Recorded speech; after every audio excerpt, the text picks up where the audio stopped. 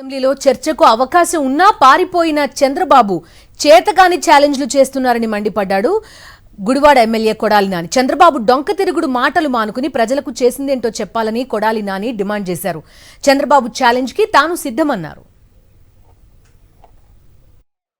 అవినీతి పార్టీ, కులానికి అభిమానించేటువంటి పార్టీ, మతతత్వ పార్టీ ఏదైనా ఉందంటే అది తెలుగుదేశం పార్టీ. అవునా కాదు తమ్ముడు అన్నాడు. వాళ్ళు గోకుతున్నా చొక్కా పట్టుకు లాగుతున్నా కూడా నేను పడ్డ ఇంట్లో వీడి దెబ్బగా మొత్తం పార్టీ తుడిచిపెట్టుకుని పీకేసుకుని వచ్చారు. బాబు వెనకాల కొడుకు కూడా శనిగ్రహంలాగా వచ్చాడు.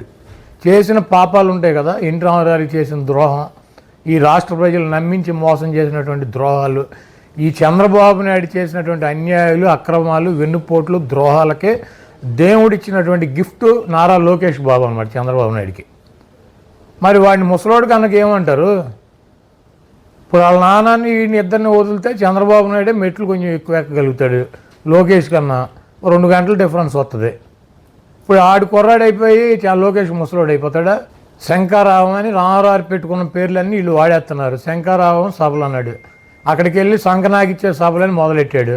ఆ పక్క నుంచి ఉత్తరాంధ్ర నుంచి సంకనాగించుకుంటూ వచ్చేస్తున్నాడు.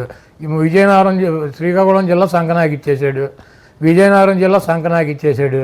ఇప్పుడు వైజాగ్ జిల్లాలో అది కూడా సంకనాగిచ్చేసి ఇప్పుడు ఈస్ట్లోకి వస్తాడు. మొత్తం ఈ 13 జిల్లాలు సంకనాగిచ్చేసి ఆ సభ కంప్లీట్ చేసి ఎన్నికలు చేసి చంద్రబాబు నాయుడు సంకనాగిచ్చి తెలుగుదేశం పార్టీని సంకనాగిచ్చి ఇటు శంకారావం సభలతో ఈ మొత్తం గుండు సున్నా చేస్తాయికి లోకేష్ బాబు సంకనాగిచ్చే సభలు తిరుగుతున్నాడు. ఆయన చేసినటువంటి కార్యక్రమాలు, ఆయన చేయబోయే కార్యక్రమాలు చెప్పి మీకు మంచి జరిగితే నాకు ఓటేమని చెబుతున్నారు. మీకు దమ్ముంటే లోకేష్కి కానీ చంద్రబాబు నాయుడుకి కానీ మీ 14 సంవత్సరాల పరిపాలనలో మీరు ఏమి మంచి చేశారు, మీరేం చేయబోతున్నారు, మీ ఎన్నికల మేనిఫెస్టోలో ఇచ్చినటువంటి ఏ వాగ్దానాన్ని అమలు చేశారు, ఒక్క వాగ్దానం ఏది అమలు చేశారు, ఇవన్నీ కూడా చెప్పండి జనానికి. ఓట్లు అడగండి, మీకు డిపాజిట్లు కూడా రావు. ఆ సంగతి తెలిసే ఒక సంఖ్యలో పవన్ కళ్యాణ్ని, ఒక సంఖ్యలో ఉత్తపుత్రుడిని, ఒక సంఖ్యలో దత్తపుత్రుడిని, ముందేమో బీజేపీ వదినమ్మని, వెనకాలేమో కాంగ్రెస్ చెల్లెమ్మని, ఇంతమందిని పెట్టుకుని మళ్ళీ ఇంటికాడ పడుకుంటున్నాడు. అప్పుడప్పుడు వెళ్ళి మళ్ళీ వీళ్ళందరూ ఉన్నా కూడా భయం. కాబట్టి ఇటువంటి చంద్రబాబు లాంటి 420 గాళ్ళని, క్రెడిబిలిటీ లీడర్లని ఈ రాష్ట్ర ప్రజలు యాక్సెప్ట్ చేయరు. జగన్మోహన్ రెడ్డి గారికి ఈ రాష్ట్రంలో 151 సీట్లకి అదనంగానే సీట్లు వస్తాయి, కానీ ఒక సీటు కూడా తక్కువ రాదు.